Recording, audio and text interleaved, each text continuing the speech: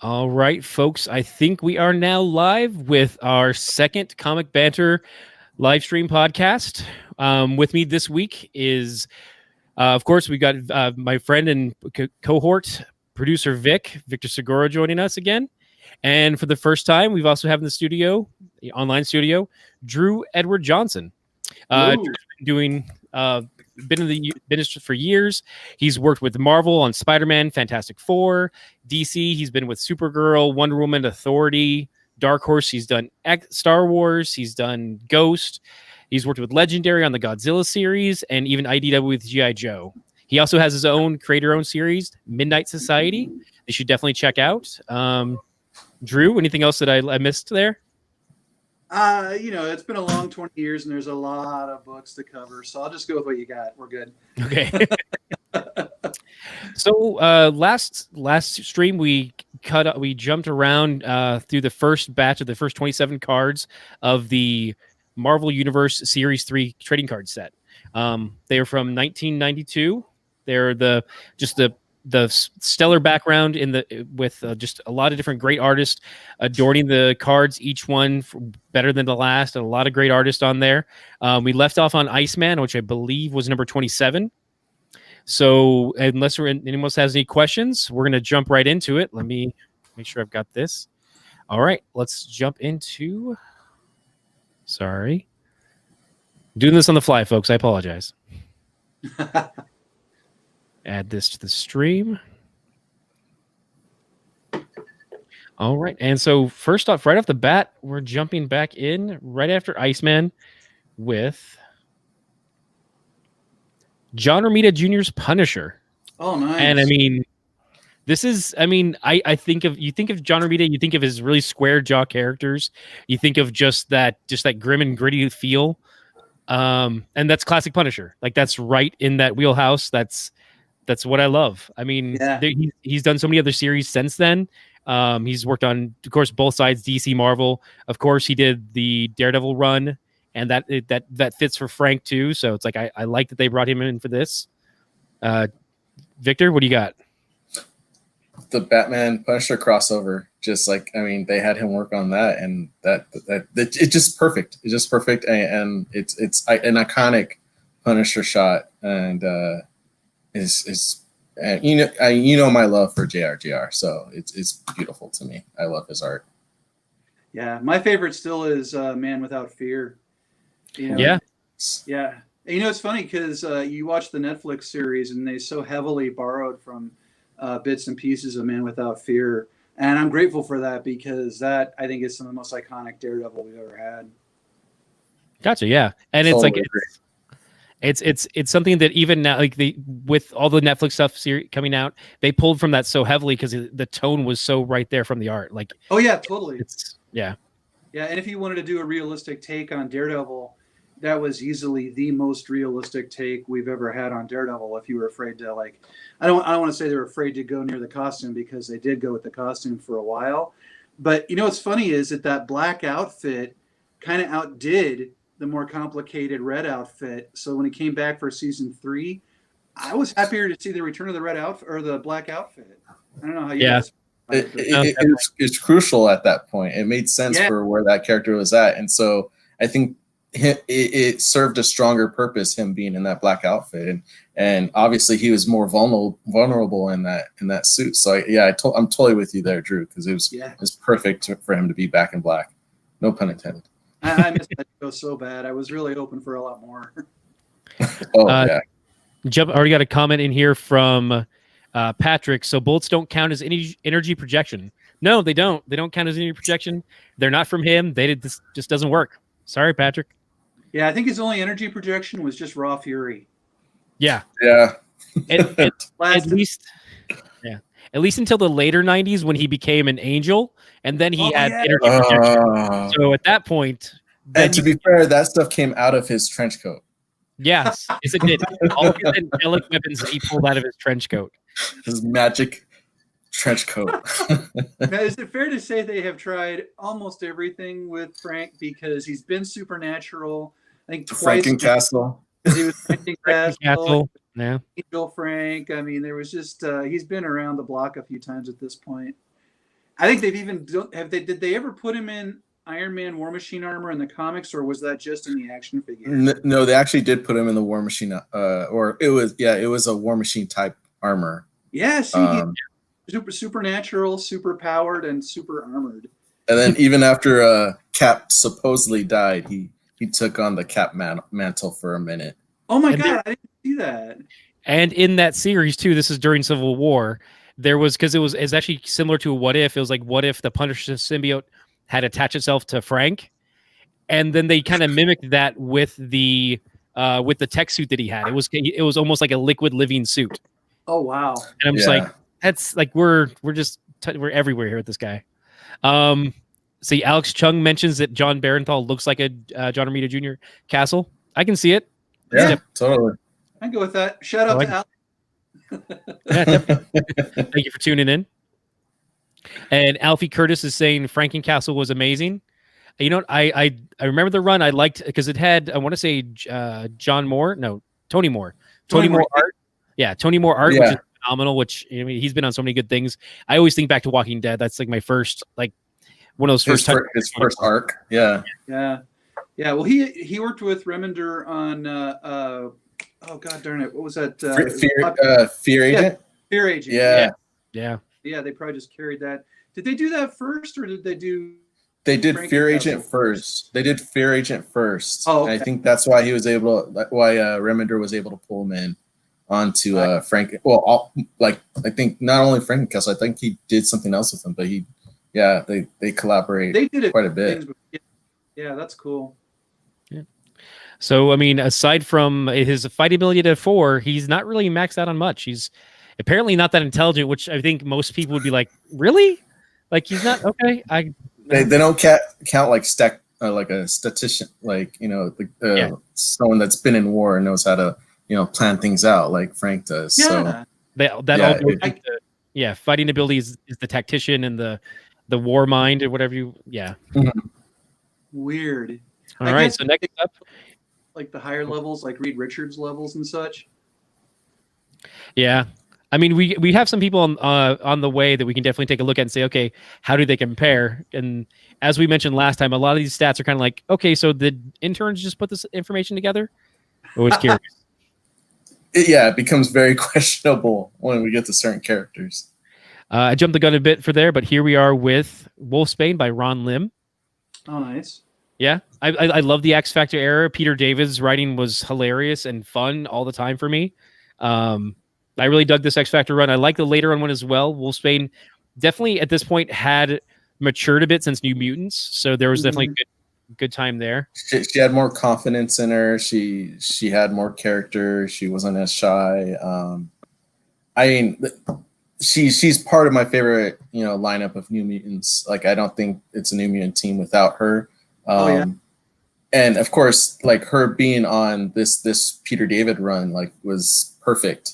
Even on the both the other Peter David run for X Factor Investigation. So she's an awesome character, and Did Peter David write the whole run of Havoc and his team? He did the team too. I think it was just just the Havoc led team. The points where Havoc was on it, but he wasn't like a leader, or he was the villain of the book. I don't think David was a part of that portion of it.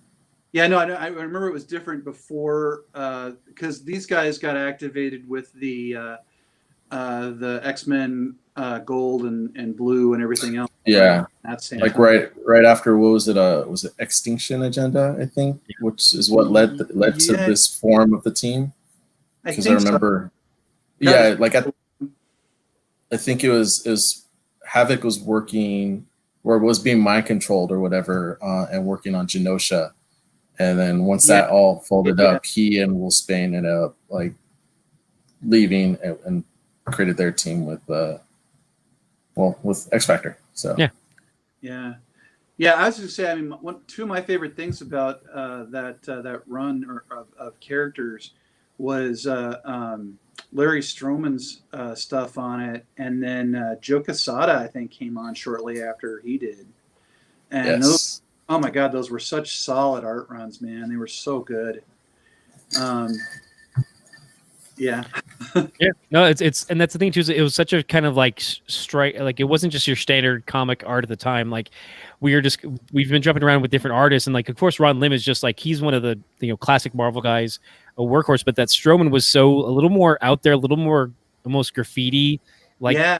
drawn out. And so and later on when he went to go do Tribe, that was a great fit for him too. And so it's like it was nice to see that in a just a standard mainstream comic. Yeah. Yeah. It was really, I mean, I had been a fan of Alien Legion when I was a kid when he was on that. And I hadn't seen him in a long time. And then they put him onto X Factor. And it's interesting because his style allowed a character like Strong Guy not to be absurd because it worked with the style so well that I never really even thought twice about his outrageous proportional size, and or Wolfbane's crazy big hair. I mean, that just it all was legitimized by the style, and so it just fit whenever any other artist came along to draw it afterward because Strowman set the pace so beautifully. Yeah, then it's funny because right now, if there are those who are collecting Marvel Legends, there is a Marvel Legends Build-A-Figure for Strong Guy, and he is this out of proportion, weird hodgepodge of like these arms that are just like into these giant ball sockets, and he's just massive and odd. Tiny legs. Yeah, tiny little legs, but it still works. But it's definitely like, man, that's kind of plays that they play into that in some of the stories that he does feel. Not he knows he's misproportioned, and he's kind of like I feel like a big monster and brute at times, and so I appreciate that in the story. Yeah, no, great characters, and I mean, the humor was fantastic, but like David was always so good at intermingling, really serious stuff with some really amazing humor. I mean, those were great days for him. Yeah, and they carried it on to the X Factor investigations there as well, where they even had Doc Samson go in there and help to give them therapy and kind of go over I remember that those characters. Yeah, and like that was a great touch from like something you don't think about for superheroes. Like, oh, how did they handle this stuff emotionally? And that's another thing I love about David. That was a good little Peter David crossover at the time too, since he was writing Hulk at the same time. So I love that he took advantage of his characters and he found a slot. He took advantage, and like I remember those issues. Those issues were perfect, especially like when it gave us more insight to, like we spoke last episode about Quicksilver. Like is those specific issues when Doc Samson's talking to him that we find out, like we get like a good glimpse into Quicksilver's mind. Yeah. So just a great run. Yeah, very much. Yeah. Jumping over to the comments in the chat, how is Wolfsbane and Punisher the same intelligence? Well, she's just that smart, and Punisher just needs to, I don't know, just work a little bit harder, maybe. I don't know. I feel like he gets studied more in school. I mean, Frank, come on. I mean, again, to point to chat, Patrick mentions that Magneto ran the school, and so that for a while there, he was teaching these kids. I'm like, that's fair. That's he would have a certain amount of like tactician side to him. Like, hey, this is what you need to do to survive. And he had them read the classics. Yeah. Let me see. And we're got a few more comments there, but there are some questions about Multiple Man. He's on the way. Trust me, we've got him on the way. But next up, we have the leader of the X-Men Gold Team herself, Storm. Nice. Aurora Monroe, drawn by Lee Weeks. And this is another like one where I love the little like just the square you have of art there. Like you have the cityscape behind her. So just add so much depth to it. Like she's flying through the sky and you can feel how light that picture is. Like how she's I don't know. I love that. Yeah. It's interesting. Weeks' style has really solidified now. Like when you see his stuff on like Batman and stuff like that. I feel like his line back in those days was almost a little more JR at times. But now his stuff it's almost heading toward like that kind of heavy ink Gene Colan kind of look. It's real classic looking. I just love it. Yeah. One thing that I always find interesting about this costume is that there's such a debate amongst the fan base of what color the costume is. In this version, it looks more of like a silver. There's some it looks like it's, some people say that it's white and that's shadow, and then some versions, depending on who's inking, you might like, oh, it's black and those are just the sheen. And there's kind of been no, it's Marvel's blue never dress, said this blue dress, gold exactly, dress. Exactly. Have you guys noticed that the action figures don't help either, because they'll put out a version and a silver version and a white version? Yeah. And because you'll buy all three. Exactly. Yeah. It's and you know what? That worked on all of her outfits. I mean, even her punk rock outfit at times was silver looking. You know, even her even the classic Dave Cockrum outfit, sometimes you couldn't tell. So it's funny, I kind of wonder now, looking back at it, if computer coloring had been around, would it have been precise enough to define that, or would we still be asking that question today? Yeah. There's a comment in chat. I think the art overlooks her actual African genetics. Lots of artists did this. I can see that. I can definitely agree. I think that the one thing we kind of had is kind of her portrayal was, because in the 90s you had the X-Men cartoons and they tried to give her an accent, but with just an inflection of gravitas. Yeah. And that was their, like, that's how we make her more African. Shrug. And it's, I mean, I can see it at the time definitely being like, okay, this doesn't quite feel as if it's portraying the people of that race correctly, but that's definitely a question for a much smarter podcast, I feel. I'm not the one to be arbitrating that, but definitely something I could agree with. You know what I always figured it was, looking back at it, is there seemed to be a real shorthand on faces in the 90s. You know, like they just were busting them out so fast that a lot of their characters looked the same stylistically. And I think, honestly, you could take a Storm and stand her next to a Jean Grey and they would have the exact same facial features. You know, it's pretty rare that you would get a more like classic style artist that would actually spend the time to, you know, like actually get ethnicity correct and to make each character look and feel different. I don't know. It's always that thing where I wish we had more time, because I think we'd do a better job at that sort of thing if we did. Yeah. And definitely yeah, there's definitely time later on where you would see people like they'd go through a distinct like they'd show you, this is how I draw. This is definitely Clark Kent, and here's Bruce Wayne. Both white males, dark hair. Like if you gave descriptors, they're the same person. But the artist, if they given more time, they can go in there like, okay, here's a distinct character here. Here's a distinct character here. Yeah, yeah. And so definitely when given more time, and when the artists were, I guess, just given a little more appreciation, like, okay, you can take another day to get this worked over and get, I don't know. I think the companies are becoming more sensitive to it as well, thankfully. I mean, you know, I remember I did a cover that unfortunately didn't get used on Green Lantern, and I worked really hard to draw Jessica as, you know, a Latino woman. And, you know, like at the time, the editor on it was Eddie Berganza. And, you know, I know he's infamous now, but I had appreciated that he cared about that. And, you know, like he was really happy that I had taken the extra time to make her really look like, you know, she should look. Looks like Marcus in chat mentioned she originally had the blue cat's eyes, so not her features would tend to away from classic portrayal of race, which, I mean, I definitely can, if that's what the editorial was handing down, that's what the artist kind of has to do. I'm curious about that myself. I hadn't heard that before, so that's an interesting tidbit. Yeah. And next up, we've got Wonder Man. One who, like, I was more at this era, I was definitely more of an X-Men guy. I was not that deep into the Avengers, so I learned later on and through these cards that's who Simon Williams was and what his role was, that he was an actor, that he had a life outside of just superheroing.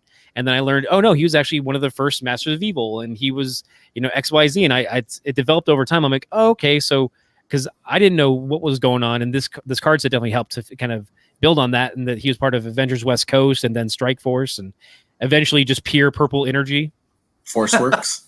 Forceworks. Thank you. Yeah, Ray and I brought this up last time with like the first issue of his solo series. They had a movie poster, a mock-up movie poster of a Wonder Man movie, and it looked perfect because it looked like an actual movie poster. It was just like, but it was drawn like as a comic. But I just remember that being in there, and I totally remember reading this. Like I totally dove into the world of Avengers and loved his character, especially his relationship with Beast. Like I think that's some of the best like buddy stories is him and Beast. Like you could throw a lot of other buddy stuff out there. I think the best comparison to Beast and Wonder Man is like Booster Gold and Blue Beetle. Like I think this is Marvel's version of those two. So yeah, he's just one of those, perfect straight men against, Beast being wacky and out there and stuff like that. So yeah, I loved in the 70s. I discovered him in the 70s when I was a kid, and I think, I'm not positive if it was the first time Perez was drawing them back in the day, because I could swear I picked up those when I was younger, but I was really young at the time, so I can't quite remember. But all I remember is Wonder Man's leisure suit. Red leisure suit. And rocket pack on his belt, and he's in the leisure suit. I thought he was the biggest ass on earth, and it killed me. Like back in the days of Mego toys, I could not have a Wonder Man figure in a leisure suit. And it was just so cheesy that like Bendis had to find a way to bring it back too. When he did Mighty Avengers, he found a way to get. I'm gonna put Wonder Man on this team. Make sure he's in that leader suit. And he wrote a way to get him back into that leader suit. It's so funny. Yeah, dude. Yeah, with everybody, it's funny because with everybody stripping away costumes, he was doing the real layers. Yeah. Yeah, really the only thing that set it apart was the fact that it was bright blaring red. Yeah. It was like a large bullseye on him. Yeah. Next up, we've got another 90s classic, Moon Knight. Oh, yeah. This one's by Dwayne Turner. Again, I love some of the geometric shapes. They just throw it in there, and it just, especially with this cape, it complements it so well. And it's a really good presentation. I find it very funny that his headshot is just this, like just the hood, nothing else. Just see his eyes. It works. It works. Yeah.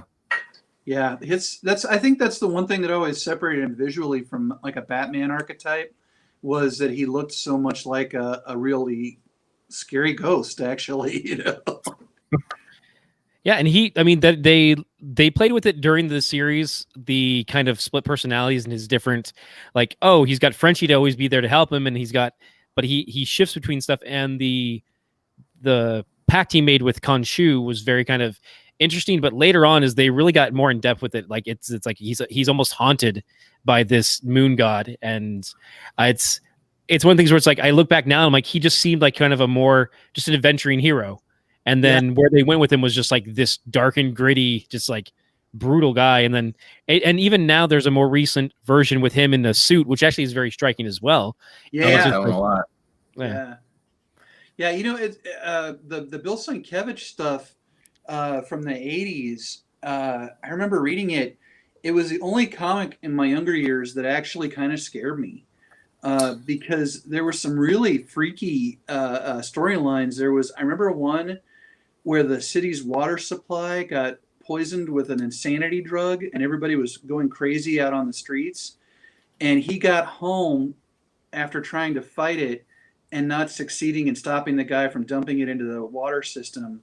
And his girlfriend, and I can't remember her name, unfortunately, she was in a full splash page, like on the floor. The faucet was running over the sink, and she had just drank a glass of water, obviously, and she was pulling on her lip and like just looking deranged out of her mind. And she was like, "Mark, I've been waiting for you to get home. Where have you been, Mark?" And it just sent chills down my spine as a 10, 11-year-old or whenever it was I read it. That is one of the cool aspects of Moon Knight, that it's kind of gone away. Like they try to reach at it, but like he was considered part of like the horror comics that Marvel had. Like that's where he's like, one of his first enemies was like Werewolf by Night, which is like that was his first appearance, was Werewolf by Night. So he was considered part of that line of comics. So obviously in recent years they've played up the multiple personalities even more, to the point, like the versions that Ken brought up, even more so when Bendis took a shot at it and he gave him the Spider-Man, Cap, and Wolverine personalities. So I didn't know about that. Yeah, that one was short. That was only like a small run, but they tend to play up all the more ongoing personalities that he has. So it's kind of gone away from a lot of the horror stuff. I mean, it's still good, don't get me wrong, but I love that that's where he started. Like of all things, you don't realize that's where his root comes from, was horror. Yeah, and essentially he's like like because of his origins, like he's kind of like a mummy in a way. Like his ties are to that. Like when you look up the Earth X version of Moon Knight, he's dressed as a mummy essentially. Oh, really? Yeah, he has the bandages and all that stuff, which I completely love, because it's a cool kind of little twist on the character, and kind of like a nod to his origin. So I think it's appropriate that you brought up like how his headshot is Ken, because that's where his origins are from like the horror and the darkness of the Marvel universe. Yeah, very much so. Yeah. Marcus in chat had mentioned Doug Mont. I'm mispronouncing this. Yeah, and and then also we also have Alfie had mentioned the Charlie Hudson had a cool run on him in the early 2000s. I didn't get to read that, and I wanted to. I don't remember why I was away from comics in those days, but I heard that they were really good. I'll have to go back and look them up, because Charlie was also like a really good mystery writer, and his books are supposed to be quite good too. Nice. All right, next up we have Mr. Fantastic by Paul Ryan. The pipe.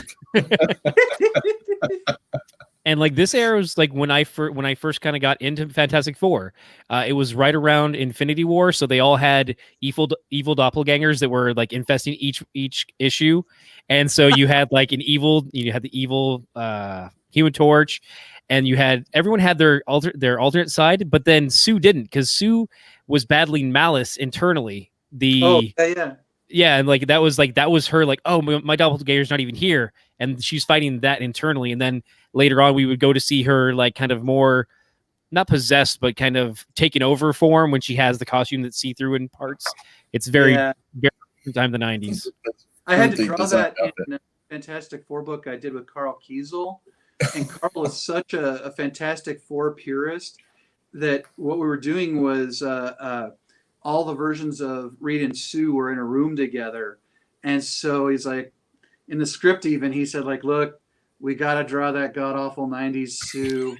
And he's like, I don't know what you want to do with it. If you want to do it up big, go crazy with it, or if you want to hide it, I don't care. I don't know what to do. And I was like, I'm going dead center. Woo! But, like drawing it, I felt bad, though. It is an awful design, and apologies to whoever did it. I mean, it's just the cutout four is oh god. to show her cleavage. Yeah, it was as crude as it is, as unpractical as it is. It's stuck in our heads. Like we still remember it to this day because of how crude it was. And they tried to like make it up. It's like, oh, let's fill up her pants. Like let's actually give her pants and stuff. So it's like knee-high boots. And then like, oh, let's cover up the floor now. Oh, but leave her sleeveless. That's okay. It's like, yeah, because nothing's gonna hurt her shoulders. Yeah, women don't get arm injuries. It's okay. Oh heavens, the 90s. A couple comments in chat. We finally have a level 7 intelligence. Like everyone's previous to this has been like just 2 and like capped there. So yeah, he's got a level 7. Welcome has mentioned that there is the pipe is a +1 intelligence. Yes. So that's helpful. Wait, it says level 7? Yeah, he's level 6. Oh, Oh no, okay, sorry. yeah. Cream was saying that is level 7 omniscience. Oh. And then Welcome was saying that the pipe is a +1 intelligence. I love that. It's just, Well done. I always feel like his first sentence is supposed to be, "Now, boys." Wally. And I guess we buried the lead a little bit with this one because next up we have Sue, also by Paul Ryan. And I love you got the Baxter building in the background, very very great, like standard. And she's got those 3 little bubbles for her invisible fields she's making. Classic costume, digging it. I think series 4 we're gonna have to definitely deal with the costume we talked about, but for now we have this classic one. Again, she's at a 3, so she's smarter than the Punisher and Wolfsbane and most of the other characters we've talked about so far. So she's got something on them, which really, especially more recent interpretations, would put her at least at a 4 or a 5. Yeah, definitely. So, which I appreciate. I thought the Ultimates take was a really good run with her, as well as which they tried to pull from for I think the Fan 4 stick. But that didn't quite pan out. But I did like the Ultimate version. I thought that was a good take. I just watched that movie recently again. I gotta say, you guys, I know it's horrible to say, but I like it. I it's its own thing. I don't think it's the Fantastic Four. I don't know. It doesn't suck that bad. I hear you guys getting quiet. Which version are you talking about? Are you talking the Alba version? The what? No, Fan 4 stick. Yeah. I'll be quiet. Yeah. Yeah. I know. As soon as I said it, I thought I felt like I'd shit on or crap. He's like, I'll turn in one of my geek cards. Don't mind me. Yeah. I haven't watched it, so I can't speak to its quality. I can only speak to what it's appeared at from the outside. Although it's all on Disney Plus now, guys. So if you want to go watch it and you have Disney Plus, it's right there for you. Just that's totally you're paying the subscription, so there you go. At your own... Let me put it this way, Ken. My daughter watched it with me, and she didn't know the characters at all, and she liked it quite a bit. Okay. So it's again, I'm not endorsing it. I'm saying that for my point of view at that moment, it was better than I think the best thing is that you got to watch a movie with your daughter and you guys both enjoyed it. That is the best takeaway. Yeah, that is the best thing to say about hey, good experience watching it. Josh Trank, let him know. Film. Yeah. Alfie Curtis, just want to say we heart you too. Just want to call that out. Okay. What?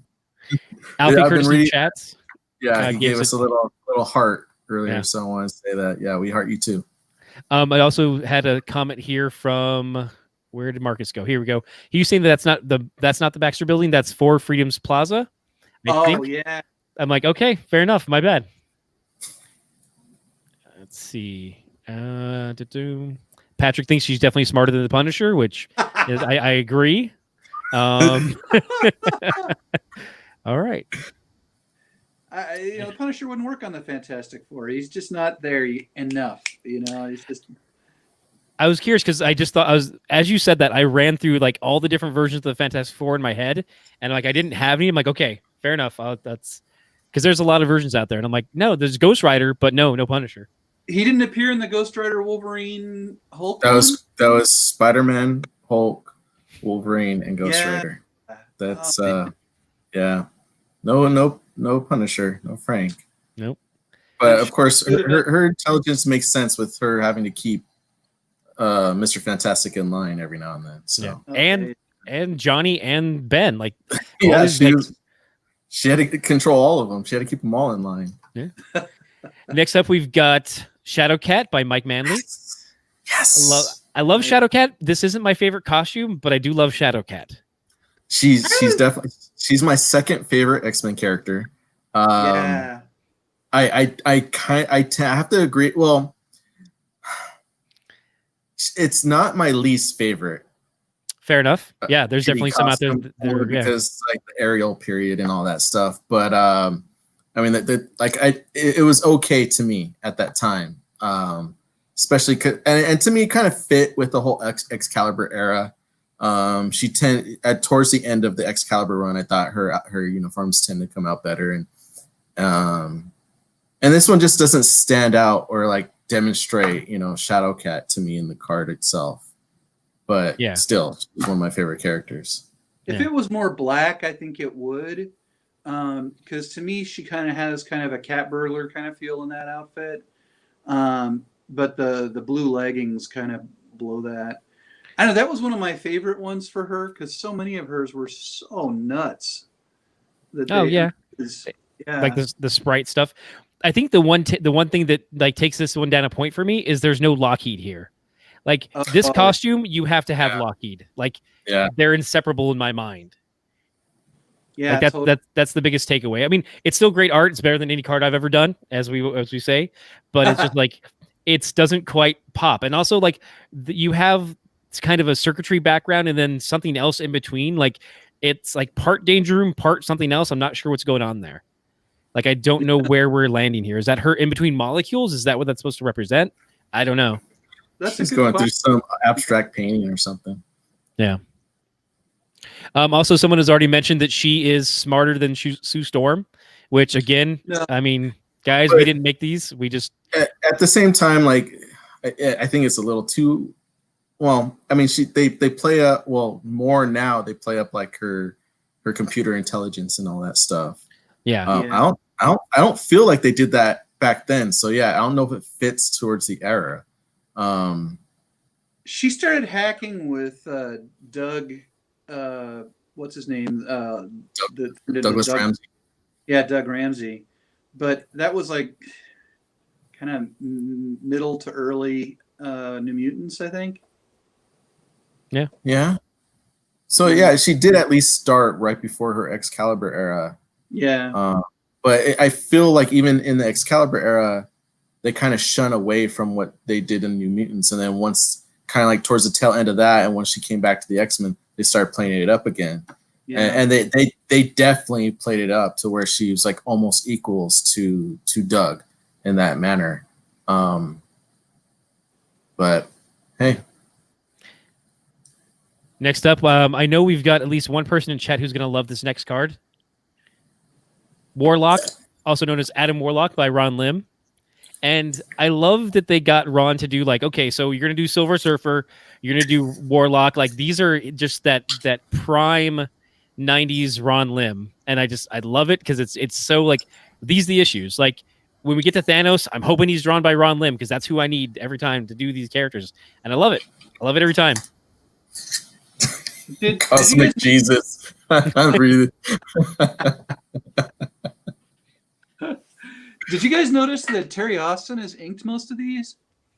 Is it Terry Austin? I've seen and also Paul Mounts. We mentioned it on the last stream, but like Paul Mounts does almost all of these cards. It looks like, or all of them, I would believe. Maybe some of the, at least for all the characters. Paul Mounts is just like hammering away at them. I actually want to reach out to him because it's like there's some cards where the art's not clear about who the artist is. Like we kind of have a good guess, but there's at least one on the last set for Phoenix that we didn't know at all. And we just kind of guessed. And there's one coming up where it's like on the line of like 3 artists because they're all kind of aping the same style. And so I want to reach out to him because he's done so much of this. And yeah, Austin has done a ton of these too. Yeah. Yeah, that's interesting. Yeah. So right off the bat, I mean, he's got 7 stats or like 7s on energy projection, mental power, speed. His intelligence is better than the Punisher, but not as good as other characters. Yeah. So that's weird. If he's so godlike in other areas, and yet he's not smart enough to be able to wield those powers. Yeah. Yeah. Like Ken says, it is some intern during the summer filled this out. Somebody was saying earlier in the chat that it's just a dartboard. They're just like, this person's got a 5. Okay, cool. Next stat. Let's go. I got to wrap this up. I'm going home tonight. I got plans this weekend. Yeah. Alfie Curtis wants to ask: is Pedro Pascal playing him in the movie? Right? I haven't heard that at all. That's an interesting casting. Are you starting rumors, dude? Yeah, Alfie? yeah. Starting Alfie, what are you rumors? doing? Which movie I'll would have to that talk to be? you about the Guardians, Guardians probably. 3. You think he's gonna be in Guardians 3? I mean, we there's saw already him. hints at him at the end of Guardians Volume 2, so Yeah. let's Yeah, hope. well, those gold people were like him, but like they didn't. I don't remember them ever really hinting at him. Well, that like what's her name? His spouse, her, was in Guardians Volume 2, so that's kind of I think that's what they're trying to allude to, and she even referred to him as Adam, at the end of the movie. So I'll have to go back and look. I hope. I mean, if it's Pedro Pascal, I mean, damn, that's perfect. Guy could do it. Well, that'd be an interesting take. I'd be down. But there's no confirmation on casting. I'm calling that Yeah. out. No confirmation on casting. Yeah. I signed the NDA. I can't confirm anything. So Kareem is asking, what exactly is energy projection? Your guess is as good as mine. It just kind of whatever fits the need. Well, his forehead is smoking, so does he have forehead energy? Well, is it? It's not reality. Which gem is this? I'm turning to you, Victor. Honestly, I don't remember at this point. Yeah, me either. They've changed things so much. Oh, it's. I thought it was. He had a book in a while. So, no. He was in the. Wasn't he in the recent Infinity storyline, Ken? Infinity Warps. He made an appearance in Infinity Warps and in Infinity, whatever that. There was a new Infinity thing. Like I want to say a year ago or 2 years back now, actually. I think it's a series that led into Infinity Warps. Like it's the Infinity Warps spun out of it. And ultimately, like I remember he was at the start of it, like there's like a countdown to Infinity, whatever, and he was involved with that. It's not like I don't feel like they're utilizing them like they did during the DNA run of Guardians or even the 90s stuff. I kind of miss that too. Like they did some really good stuff with the DNA Guardians run. That stuff, I love that stuff. Like Annihilation and the follow up. I mean, both of those were absolutely amazing. I worked with those guys on the Authority at DC, like on the Authority's second to final run. And man, I wish people had picked up that book because, I mean, me aside, I don't even care about me working on it. It was just a cool book. I mean, they were really rocking it. It was a great adventure book, great sci-fi. There's just a lot of really good stuff going on in it that people just didn't get to see. Yeah, I just want to confirm that chat did clarify it is the soul gem, and it's actually on the card too. And I'm like, oh, good. I should have just read the thing that's in front of us all. It's a soul gem. Oh yeah. Some other people had commented how it looks like he's wearing a corset because of the way his waistline is. Also, that he didn't skip leg day because his thighs are so massive. Also, I'm like, fair enough. You know, he put in the work. And next up, again, it's kind of interesting to see like how they back certain artists right up next to each other, because we got Ron Lim on Captain America, and it's still amazing. I love it. It is. I don't think we haven't run against a Ron Lim card yet that we were disappointed in. Like I think throughout this whole series, he just delivered gold, and it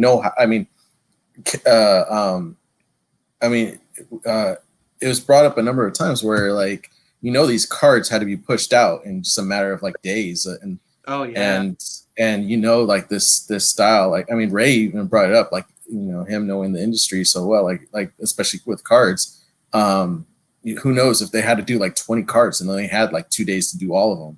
I mean, with Ron Lim stuff, I mean it just attributes to his style. I mean this guy's gone numerous times with delivering like 2 books a month, and without losing a beat. And this card totally exemplifies his style. Like I don't think I'll ever be tired of his stuff because it's so consistent, so concise, and especially for this one, like it exemplifies. This is Cap. Like his stance, even his headshot. It's like it's perfect. It's stern. It has its own epicness to it. So yeah, it's just perfect run limb art. Yeah. And they it's on some I've seen some card pages where they'll show that some artists do it all on the same page. They'll do 2 cards per page, like on a Oh, standard 11 by 17 page, and then they do just the head boxes just above there. And it's like, for the scale they do it in too, it's like, that's the amount of work that they put into some of these cards is great. And like, yeah, I love how they some characters are just perfect. This is one of You them. know, what's a bummer now is that a lot of the superhero type cards, they don't pay hardly anything. Because I had gotten a guy, I think at Long Beach Con, a guy from one of the card companies asked me to do some Marvel cards. And then I was talking to one of my studio mates, and he was like, "Oh, you don't want to do that at all, because seriously, they'll just have you do a whole ton of them, and it's like they're maybe worth like $1 or so each." Oh, it's not. Oh, you know what? It's not. I'm thinking of the wrong thing. It was sketch cards, not actual card art. Yeah. Because the I was gonna sketch. say there's. No, go ahead. Oh no, I was gonna say this, the sketch cards were real huge for a while, and like I think almost all my studio mates had done a ton of them early in their careers, and I missed them because those things kind of had their heyday after I'd already gotten into the industry and was working regularly on books. Yeah, they still do. They've recently relaunched some of the card series, and they've brought in some, like, because for a while there, I want to say definitely in the 2000s and in like later, they would just reuse art from existing stuff. So they'd take a cover and kind of crop out the art, the other characters, like, okay, here's this character, and they'd crop out stuff, and it was really kind of the cheapest way to reuse materials, and just like, okay, we can just use this for that. And it was kind of a bummer because I always enjoyed that the new art. Like, every card was unique art, and I thought that was awesome. And go ahead. Oh no, I'm sorry. I remember there was a line of them that came out when I was working at the comic shop in the early '90s, and they were, like you said, like reused art, but they had gone in and somebody had airbrushed them up real nice. Yeah. And so, you guys remember that? Oh yeah. But it was actually a few years after this series. I think so, yeah. And like they're thicker cards. They're like trying to make them more upscale, and you're totally right. Like they I know they use existing art. Like I remember seeing like the Iceman card was like Joe Mad art.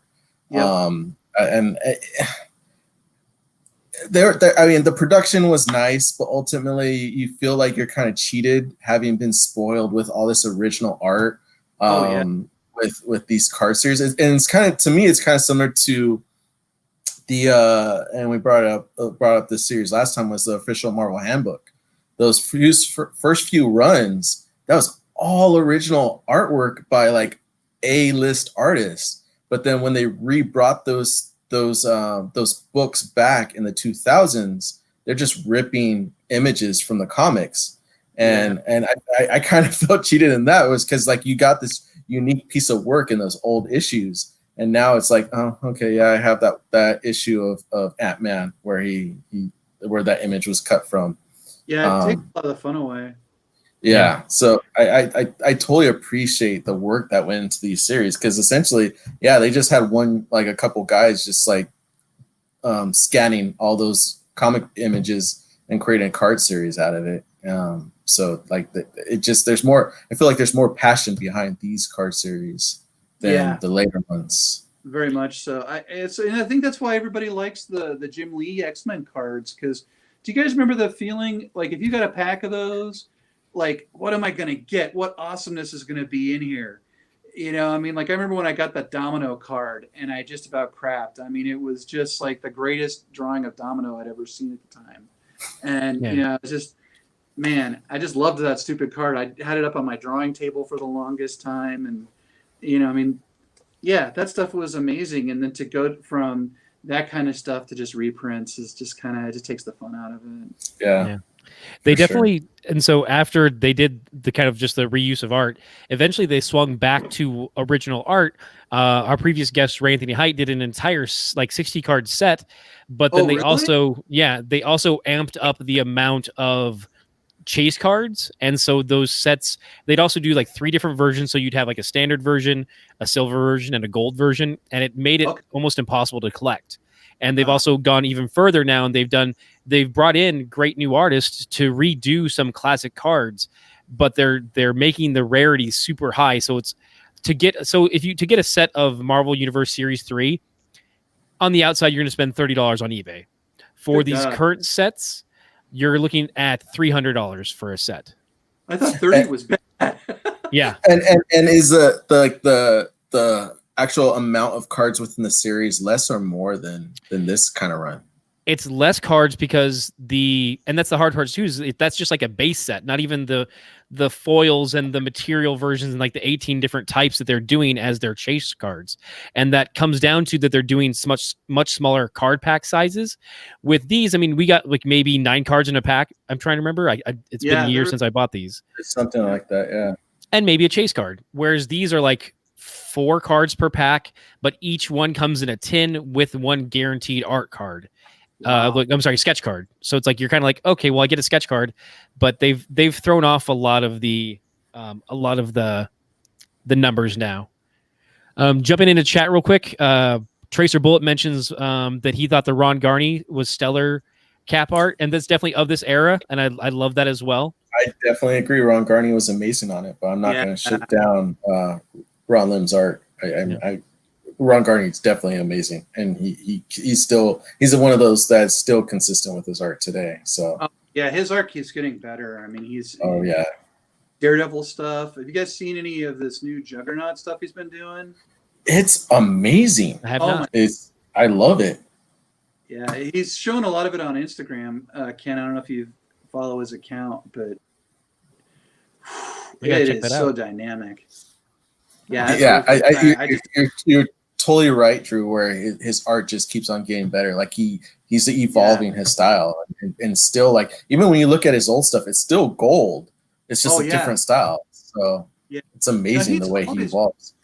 Oh, he's so dynamic. Oh my God, he's got to be one of the most dynamic artists in the industry. Yeah.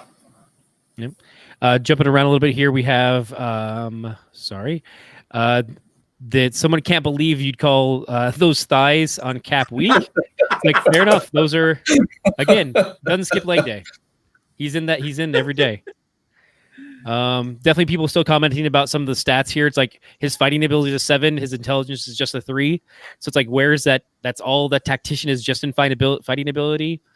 But yeah. And his energy projection and mental powers is 1. So it's like, it's very nebulous, these powers and their tiers. Yeah. Man. Next up, I know we've got a favorite for someone here on the channel. We've got Wolverine by Mark Silvestri. It's a beautiful piece of work. Beautiful piece of work. And it's Wolverine. I mean, it's great. He's got the good stance. Again, like it's just a little bit of background there. You're like, he's coming out of the wilderness. He's coming right at you. I love these cards. It's nice. It pops. Yeah. This go ahead, Drew. Oh, thanks. It's just look at the black placement on that. You know, like, it's a really well composed figure. The blacks make it more dramatic, and it stands out against like the Paul Ryan and even the Ron Lim, as they don't use as much spotted black as Mark used here. Yeah, it totally, like, and that totally exemplifies Mark Silvestri's style. Like, he's all about the black. Like, I love that about his style, because it brings like the lighter parts of his art out. Like, it pops more, and that's exactly what happens in this piece.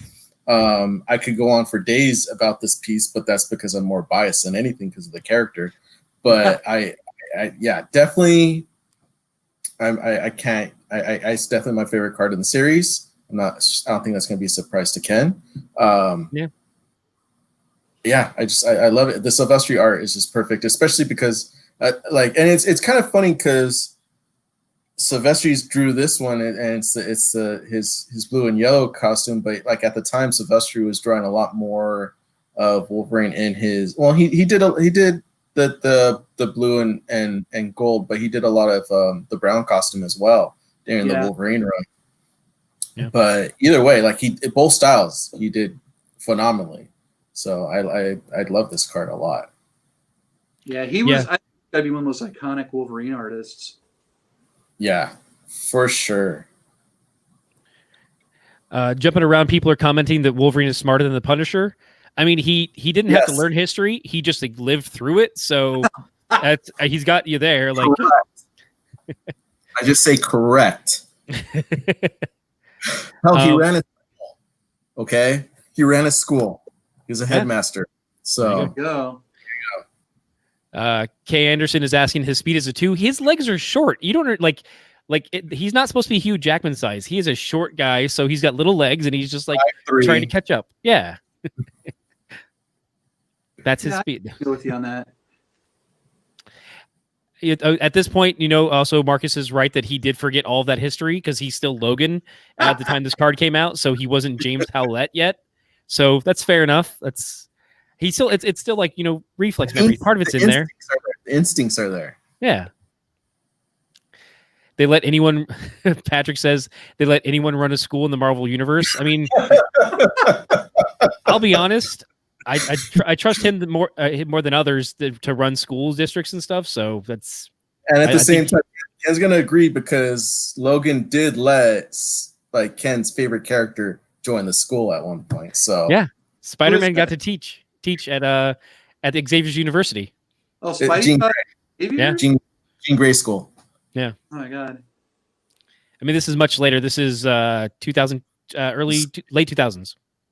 Yeah. Stepping up next, we're looking at Namor, Imperious Rex. Eric Larson. Yeah. I'll be darned. Look at that. Yeah.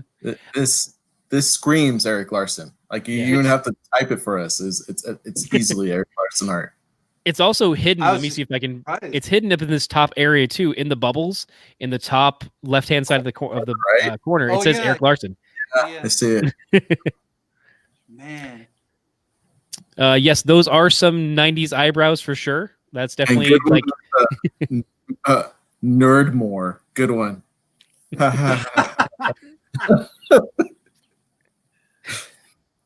So yeah, I think this is I might be wrong, but I know our first card with Eric Larson was Spider-Man. Is this the second one? Has he only done 2 so far? I'm trying to remember. I don't recall seeing him again until right now. Spider-Man. But at the same time, he was, he was one of the more bigger artists for Marvel. So I doubt he had enough time to do something like this. And at the same time, he's not like the workhorse that Ron Lim is and can do a lot of art within 1 month. So it makes sense that he only did a handful of cards throughout the series. Yeah. Well, it's also interesting too, because in the previous series, he had done several cards. And then in this one, you start to see, we just had Mark Silvestri. Now we have Eric Larson. And these are the two people who are heading off to Image not too far from now. This is 92. So it's like they're cutting their teeth, they're getting their bones, and they're going to be moving on soon. So, yeah. And I do like that it's this Namor costume. I wasn't really fond of the Speedo era. So I like pants and somewhat of a shirt, and the fin arms. The fin arms, yeah, there's a Marvel Legends, and this one's actually a Walgreens exclusive, and I this is a good costume. But the funny thing to me too is that he's able to fly because of the little wings on his feet. Also, Marvel's first mutant. Let's mention that too. That's something that wasn't talked about at the time. Not the first mutant. Well, the first mutant in print, but right, yeah, in print. Yes. Otherwise, we'd have to wait till later when we get to the villain section. Was that Marvel Legends figure, the Walgreens one? When was that? That was probably 3 or 4 years back now. Oh man, I never even saw that. I'll keep you posted. I'll get you in the chat for that later. Nice. All right. I don't know if anybody else had anything else to mention here, but it's a hammerhead top at the same time. Yeah, definitely got that Dick Tracy look. There you go.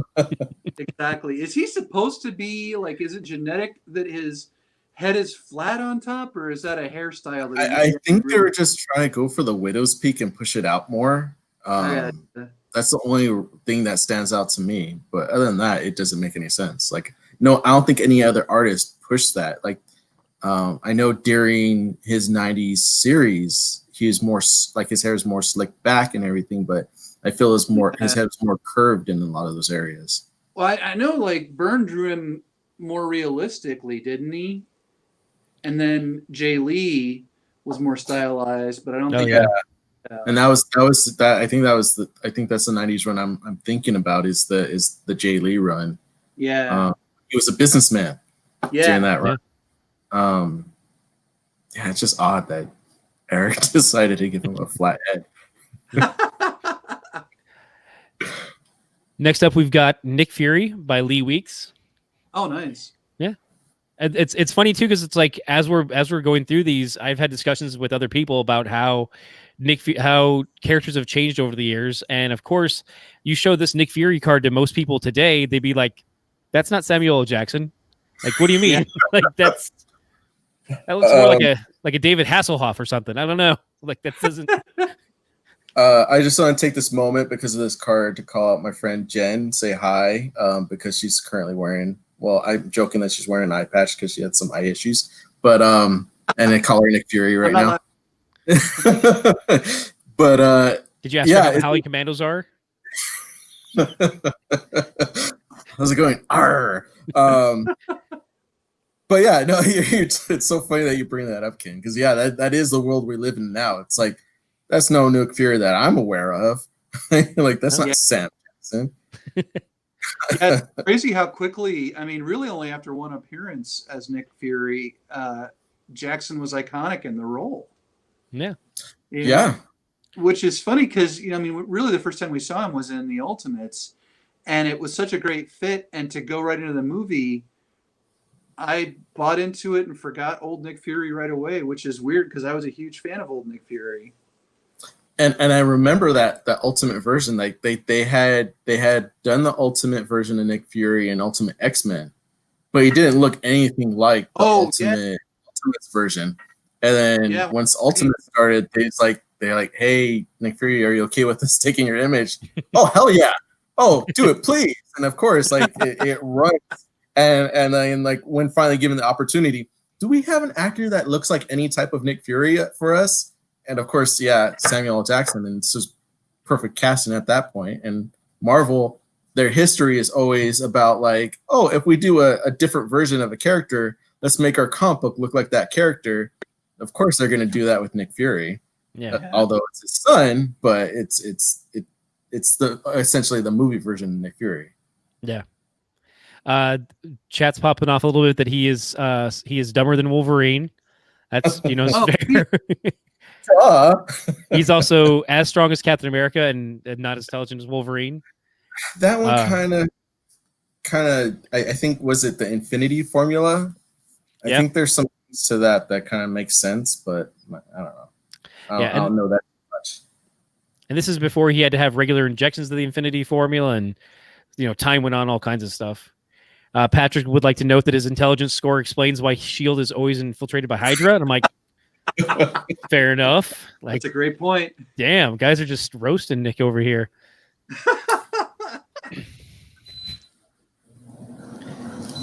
Yeah. I mean, next up we have, now here's one that I don't know who drew this. And if anyone can give me a concise answer, I'm open to it. But it's just for now, it's a good educated guess. Professor X by either Art Thibert or Brandon Peterson. And for those who are looking, you see a lot of, just to put it nicely, Jim Lee inspired artists who kind of like, oh, I think this is this. And so I'm not quite sure who drew this. I think it looks like Art Thibert. No, look at the chatter. I think it's right. It's late Picasso. Late Picasso. Yeah. You know what actually could be, Ken? It could be Carl Altstetter. Oh, good call. Okay. Yeah. Well, Carl worked with the X-Men guys back in the day, and his older style was closer to that. My first thought was Art Thibert, but it's almost a little more stylized, especially like in the fingers and such, toward what Carl would have done back in the 90s. Okay. I will make a note of it to adjust my records. But yeah, this is definitely one I can definitely see it too. When you say that, and a lot of them don't have, or a lot of them have a signature box somewhere on there. This one, I don't know if it was cut off, but it's nowhere to be seen. You know what? Carl's signature is just a K and an A, and it's easily hidden in a piece if there's a lot of detail. I don't know, man. I could text him and see. Oh yeah, if you want to, I will be happy to be the first to exclusively say that this is Carl. Yeah, man. Let me. This is the '92 That's a set good fit. This is the '92 set, Series 3. for what's the company? Impel. Impel. Okay, I got to write him. I'm dying of curiosity now. This is awesome. I love that we have right now. We have a breaking connection. news. That can finally Yeah. solve this mystery. This is Ken like a and I- backbone. Ken and I were talking about this previously, and we were stumped. Like, it didn't make sense. Like all the artists kind of like meld together, and like they're kind of mimicking a specific style. You got me. I'm going to jump back to chat. Some people are noting that this is his hover chair, the Battle Chariot. Definitely. Thank you, Sherrod. Yes. And just like really, it is a great moment. Like I remember this. I remember having the Toy Biz toy that came with the chair. Like that was, and they've since done that in Marvel Legends from Hasbro. Another great figure. Where you can actually take him out too. You can, because it's like, well, what about if you want to have for a very short period, after he was healed, but then got hurt again, you can have that. Yeah. Although there's no version that comes with a cane. Like they're like, no, either he's in the chair or he's just walking. You don't get to decide. Did you ever actually like? I don't know if you ever. I don't think you own this one, but the first movie version of Professor X figure, where he couldn't stand up. Like you could take him out of the wheelchair, but his legs were meant to not actually stand up. So if you tried to stand him up, his legs would actually fall down. I didn't have that version. I did collect toys in that era, but I did not get a Professor X. I love that they threw that feature in where he couldn't stand up without the wheelchair. Like the figure itself, you look at it, you could take it out of the wheelchair, you can stand up, but they did it in a way where it wouldn't hold. Marcus has the figure you're talking about, by the way. I want to touch base in chat. Also, we've got a comment that he has a 5 intelligence, which is less than Reed Richards, but someone's found a loophole. If he can read Reed's mind, can he be smarter than him? Well done. Yeah. If he can, you could also network. Like if he networks with the rest of the Illuminati, which would come later, you'd have Tony Stark. You'd have, depending on how early you got in there, Black Panther. Like you could network computer that stuff together to be like, I'm the most smart man in the world. All right. Are we sure this isn't Mr. Fantastic in disguise? Oh, are we getting responses? Not yet. I just sent it off, so I'll let you know as soon as I hear from him. Gotcha.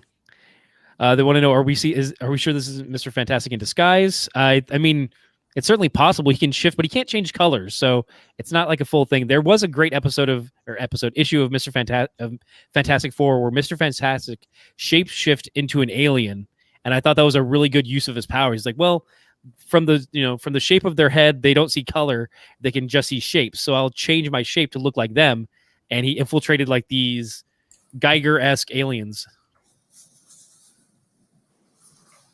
So yeah, I mean, this is a classic era for Professor X for me. Same room. Are you thinking about the Brood?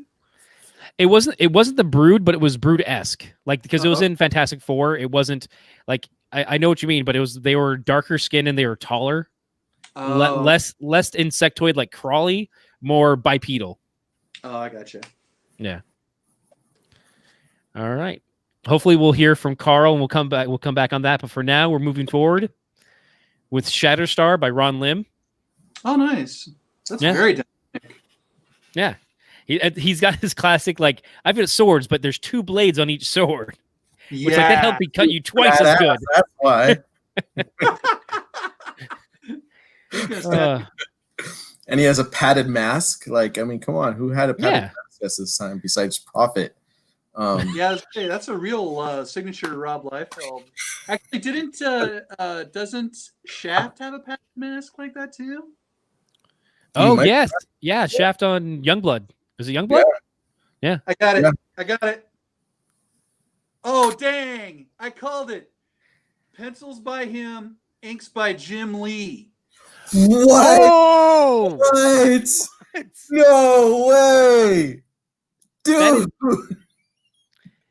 That adds to the confusion then, because then because you can see, like, inkers can definitely bring it. They can pull art out of a piece, but they can also inform it as well. There was a time where Nick Dragata was doing a lot of art. He was the understudy of Mike Allred, and he was apprentice, I should say, not understudy, but he's apprenticing under Mike Allred. Then Mike would do the inks on top of his stuff, and I'm like, this looks a lot like a Mike Allred piece. And it's like, oh, he just did the inks on top of Nick Dragata's stuff, and I'm like, okay, that explains it. That is such a crazy fact now. That is awesome. Because like a lot of the stuff we see online, it's like, oh no, that's definitely a Jim Lee drawing. It's like, no, it's not Jim Lee. But I thought it makes sense. Yeah, I was really seeing line work I've seen Carl do, because I've sat, like near him and watched him ink. And so like I can see the spontaneity of line. And even though he didn't ink that piece, you can still see it in his pencils. And his style really ran kind of between Rob Liefeld and Jim Lee, and he was able to kind of lean either direction. He's a fascinating artist because he can adopt a style just like that. He's one of the most talented guys I know. Yeah, he's been, and also really nice. I've seen him at a couple of conventions, and yeah. Also too, like the bottom of the chair has that flare off of the bottom, and that has like that Jim Lee feel to me. But I'm like, I just kind of took it for granted that someone similar did the inks. That's really great. That's really cool. Jim inked it, man. That's nuts. I mean, and the fact that there's no signature on it is a real bummer, because you want to call it out because it's a good piece. Yeah, right. Yeah. I want to call out a few people in our comments. Alfie Curtis with your the same tattoo as Longshot. We're not going to delve into the connection between Longshot and Shatterstar because our minds are going to melt. It's a little too hard to get into. And the other one, Alex Chung, I want to thank you for that Gambit and Cyclops Gambit headpiece clarification on Shaft. Alex, why you got to cut me down here? Seriously, he's bringing us this great information, and you're just going to like cut his knees out from underneath him? Uncalled for. I was up, now I'm down. Thanks, Alex.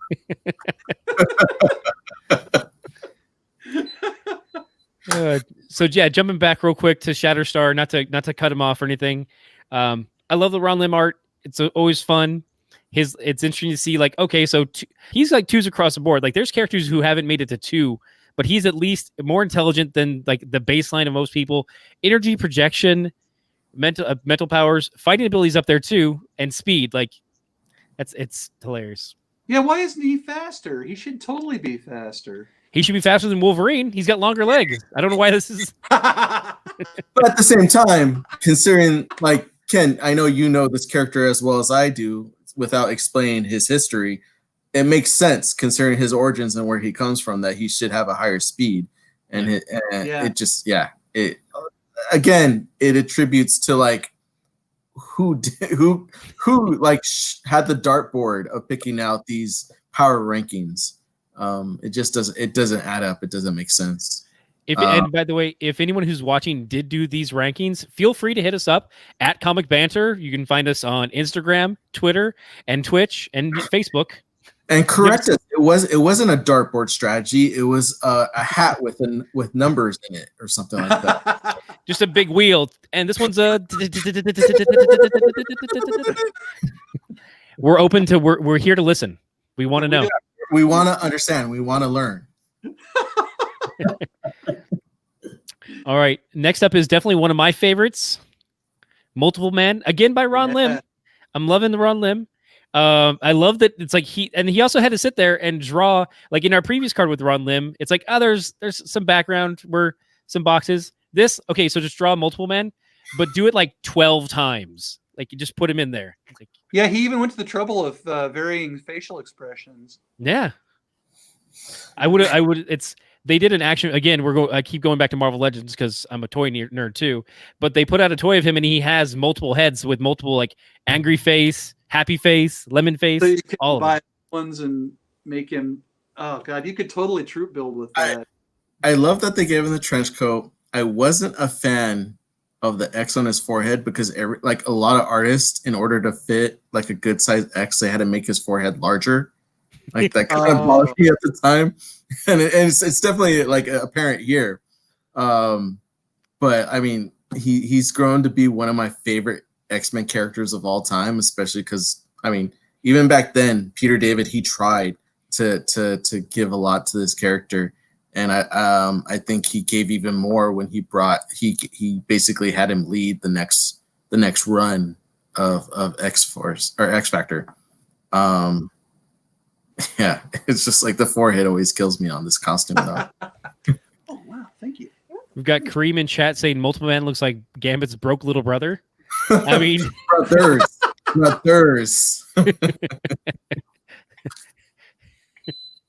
So yeah, I'm gonna eat something. My wife brought me pancakes, so Nice. I'll keep talking. Nice. Perfect time for pancakes. Like blueberry. What are we talking here? Like this is. I told you, Ken, this would be an eat and talk podcast. Oh, thanks.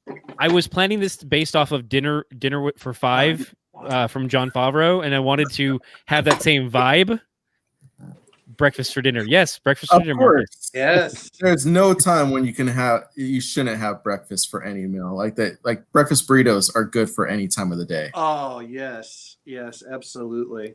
We used to like to go to Barney's Beanery when we lived over in West Hollywood, and get like those big fat breakfast burritos for lunch. Sounds like heaven. It really, that's the way to start a day. It's always time for Brinner. I know, dude. And yes, we were getting up around noon, so it was technically Very nice. that was pre-kids days. To answer some of the questions in chat in regards to the jacket, and this was the 90s. Like, there's a run of the Avengers where everyone's wearing brown, like members only jackets. So it's just it was the style of the times. Like that's what everyone kind of just went with. It was cool in the 90s. You don't remember?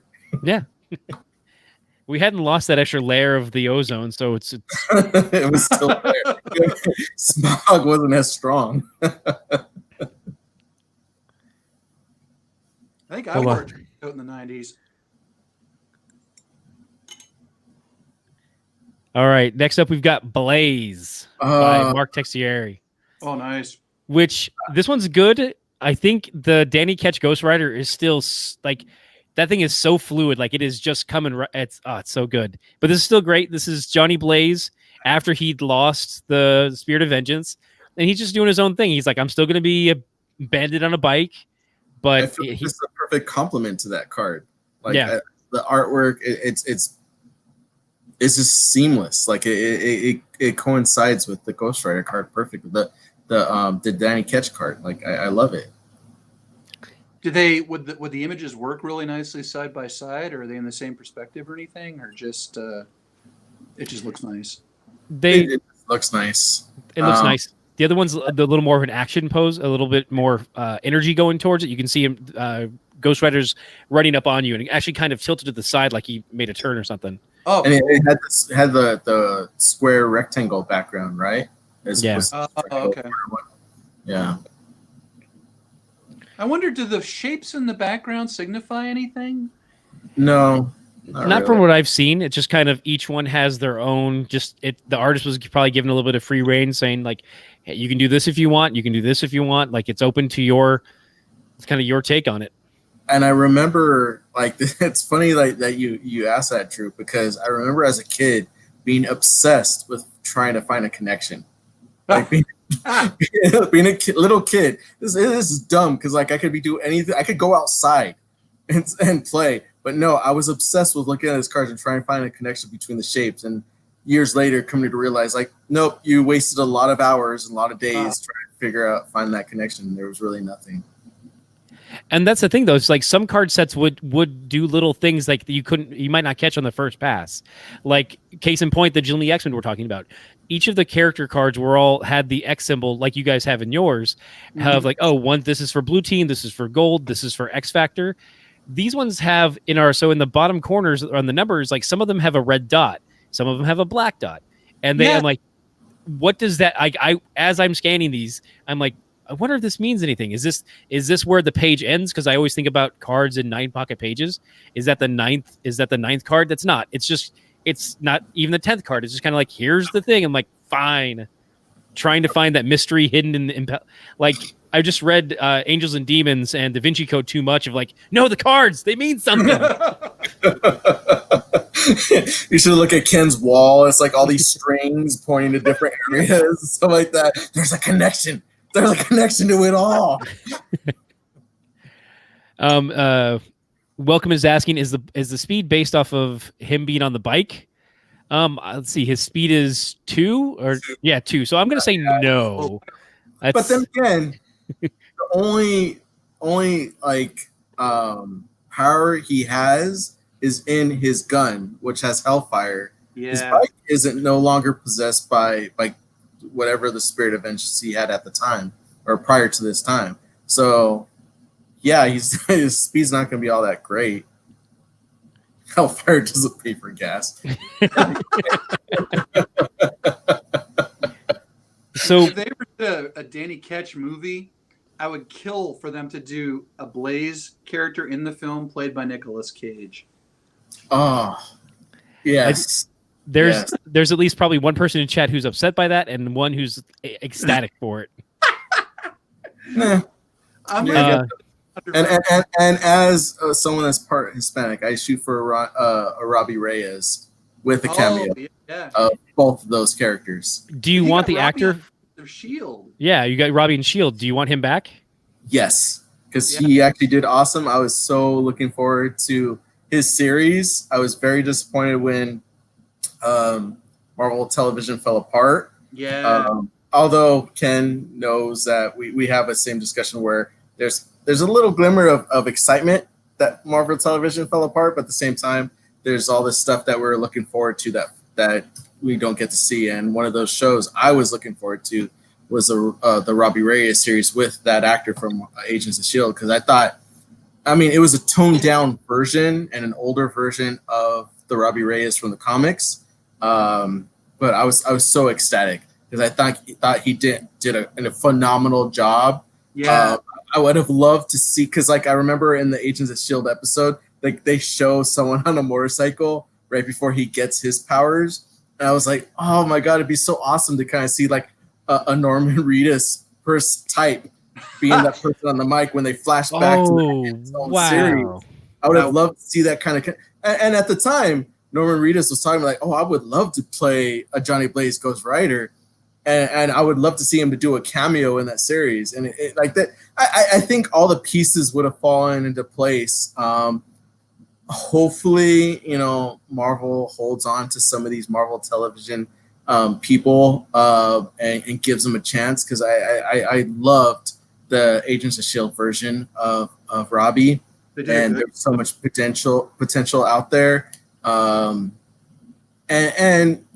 it's been called out, the Latinx stuff, like, they need to do more of that. And I think this is a perfect opportunity to bring him in to use that version of Ghost Rider. I know a lot of people have a love for Danny. And I grew up on Danny. So like there's a lot of love for me on Danny because that's my era of Ghost Rider.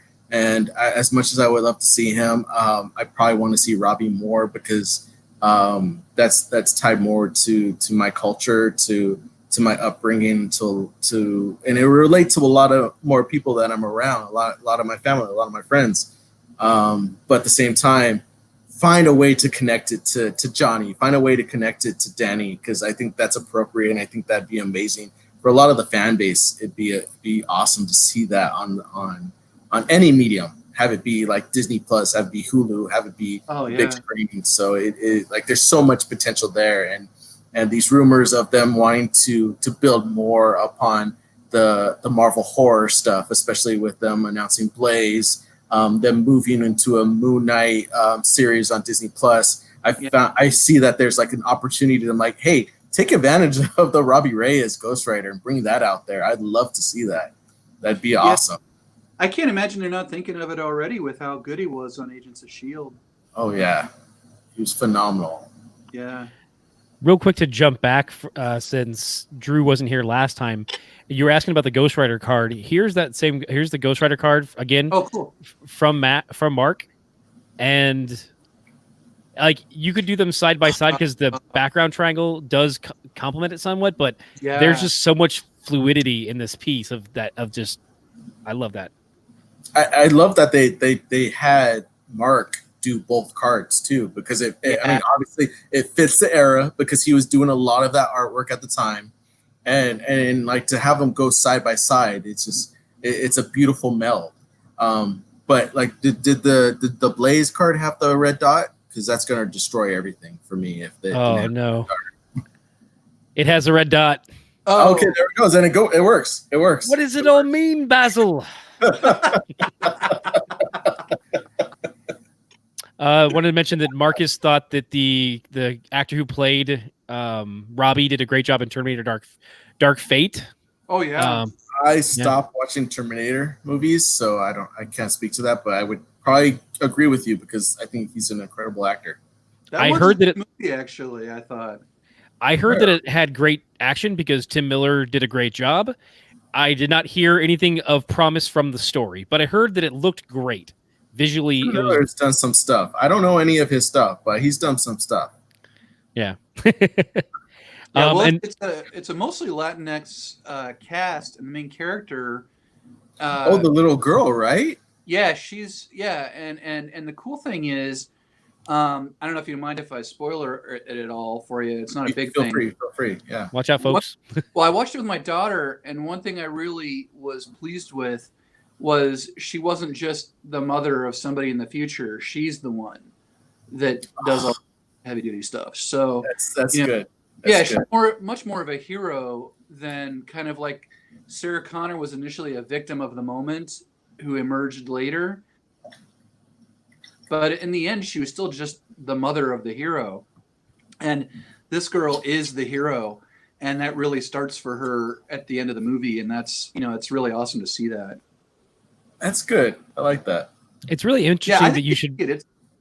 Oh, sorry. No, go ahead. Oh, that was it. Oh, I was just going to say it's really interesting that the conversation wrapped around to Terminator, and our last card of the evening is Deathlock. Oh, wow. And we were. Okay, go ahead, Ken. Go ahead. Say we were also talking about Agents of S.H.I.E.L.D. and another Agents of S.H.I.E.L.D. character that made it in very early on. He is on my favorite X-Force lineup. Uncanny X-Force, Remender Run. He is on that lineup. Completely different from this version of Deathlock, but still Deathlock in appearance, just gray tone instead of red. God, I love it. Like I don't think there was ever any era of Deathlock that I didn't like. They're all different. They're all unique in their own ways. Yeah, just perfect. I mean, this card doesn't speak to Deathlock because he's just, bent down on a knee and like pointing. There's just wires behind him. I think they could have done more with the background on him because there's a lot of epic stories that they've done with Deathlock. I'm gonna go back to the Uncanny X-Force version of him because he was a pacifist, but he still fought. He's had some great stories. I love this character a lot. Every version of him, like they find different unique ways to reinvent this character. So I love that this character was involved. I think they said he was Deathlock Limited Series July 1990. And this is I don't know if we brought this up last episode. One of the things that always irked me years later after seeing these, like the source of truth for us for like the origins of first appearances of these characters was reading like these cards July 1990, but like later on we come to find out like some of these characters came out earlier than what we read in these cards. And like for instance, like there was like I think Psylocke was a card that stood out for me where he said like a lot of cards would say she appeared at one point, but we come to find out like, oh, she appeared a lot earlier in other series. In the UK, yeah, because in the UK she had her first appearance, and then she also had the New Mutants Annual was like the I guess the US appearance or something like that. And I think Deathlock is kind of one of those victims of that kind of information where like we're given like, oh, he was 1990, oh, but he showed up like in the background, or he showed up in as an appearance in one of these other series. And I've come to grown to find that out about certain characters like that, and Deathlock's definitely one of those. Yeah, Machine Man had a similar situation where he appeared for the first time in the old 2001 adaptation comic that Kirby did. God, I love you, Drew. Yes, I remember that. It was good, wasn't it? It was. Yeah. It was. It's so underrated because it's out of left field, because you think it's just like a movie adaptation type of thing, but like and this is one of the things I love about Marvel at like pre-2000. They found a lot of ways to take movie properties and have them tie into their own universe. And 2001 is definitely one of those situations where they're like, yeah, we have this license, but let's have it like meld more towards what we have. And that's definitely what they did with X-51, Machine Man, for those that don't know. And I totally love that. I love that you brought that up, Drew, because I totally love that little fact that that's his first appearance was that. Yeah. Oh, yeah. Tony Fleece, my studio mate, found the trade paperback of the original or the miniseries from the 80s with Barry Windsor Smith that he did with Herb Trimpe. Who wrote it? I can't remember who wrote it off the top of my head. But God, that was so good. And so he found it on some comics site and ordered us both the copies of the trade paperback because we both loved it so much. And apparently the trade is kind of rare anymore, and they haven't done a new one. They need to reprint that.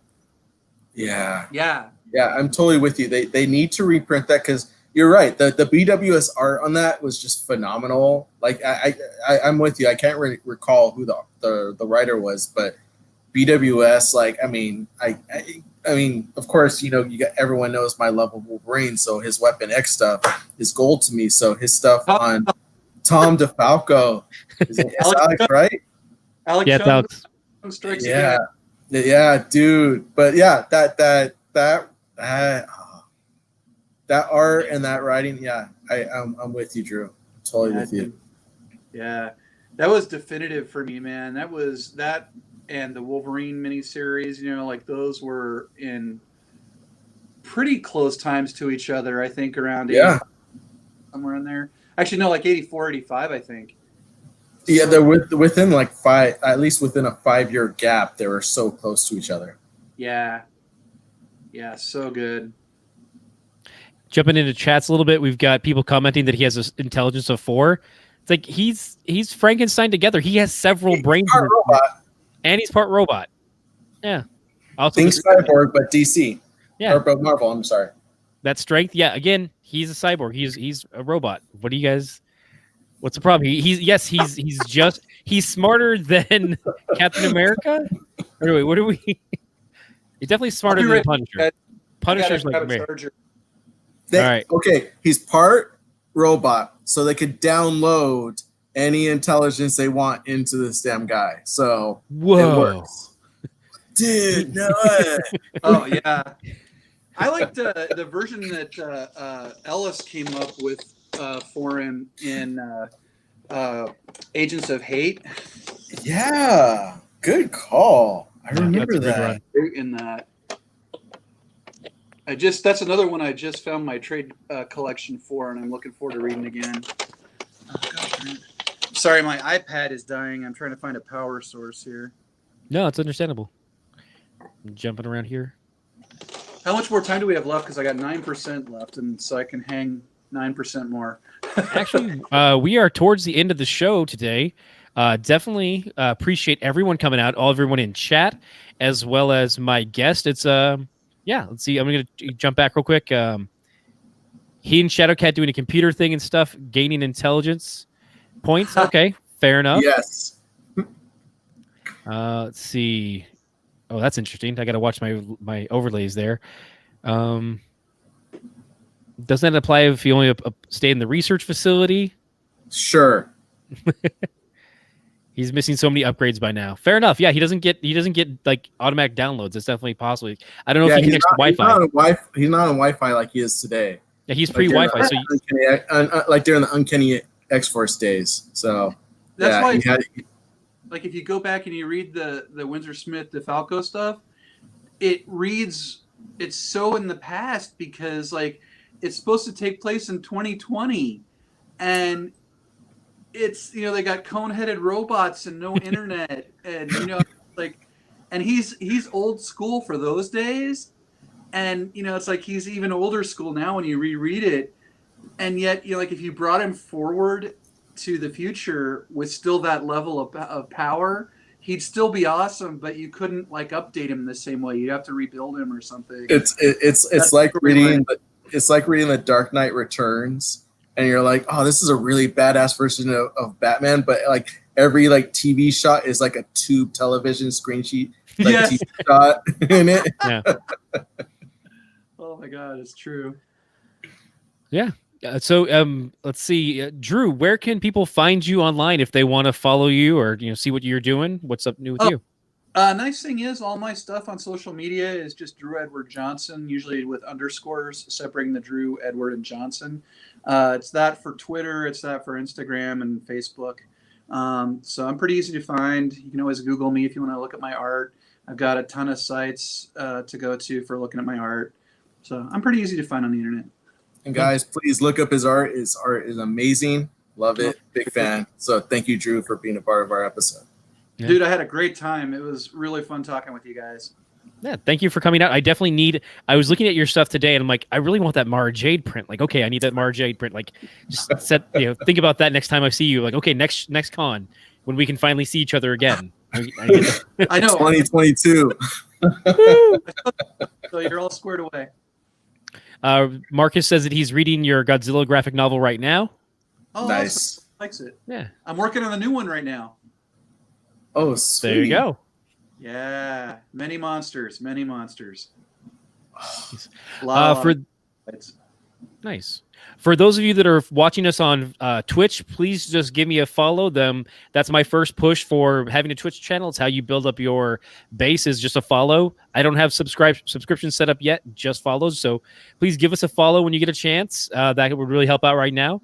Otherwise, you can find Comic Banter on Instagram, Twitter, Facebook, all under @ComicBanter. And you can reach out to us, have any questions, have comments you didn't get mentioned during the stream. And hopefully some of us, we can try and do additional shows. Next Friday, August 21st, we will have Ray Anthony Height back in. And we will finish off the run of superheroes and lead us just into the team up section. So yeah. Very cool. Nice. Oh, Ray, I said hi. I will. I definitely will do. And Drew, I hope we can have you back sometime soon. Victor, always a pleasure to have you here in the studio. And you guys can find me online, DJ Blue Lantern, Instagram, Twitter. So look me up there. Yeah. Cool. Thank you so much, guys. Everyone else, have a great night and stay safe.